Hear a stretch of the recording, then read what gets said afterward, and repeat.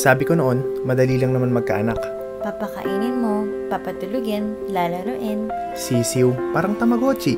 Pero hindi pala. Marami ang nagbago simula nang dumating si Harry. Wala nang time para kumala, wala nang time para sa sarili, kulang sa tulog. Ha? Hindi kaya? Pero mas madali na raw ngayon kasi nagagabayan ka na ng magulang mo. Yung mga nilalagay niya lang kung ano-ano sa'yo noon, ilagay mo na lang din. Para saan ba yan? Basta hayaan mo na lang. Pag sininok, lagyan mo ng papel o kaya sinulog sa noo. Paano mawawala yun? Basta mawawala na lang daw. Well, lahat naman ng bagay may first time.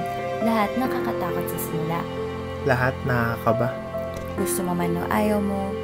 Dapat handa ka sa mga pagbabago. Totoo pala yung sinasabi nila. Pag magulang ka na, doon mo marirealize kung gaano kabilis ang panahon. Yung mga buwan, Lilipas na lang na parang araw. pero ang pinakamasayang part, Makita siyang lumalaki. yung makikita mo kung paano siya naku-curious sa mga bagay-bagay sa paligid. Yung mga ngiti niya. Kung paano kanya tingnan. Ano kayang iniisip niya? Sa lahat ng adjustment na ginawa namin sa buhay, ito na yata yung pinaka-fulfilling. Mas masaya nang gumising sa umaga. Mas masaya na umuwi galing sa trabaho.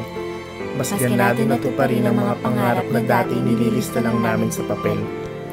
Pagiging magulang, walang nagsabing madali. Pero wala rin nagsabing hindi mo kaya.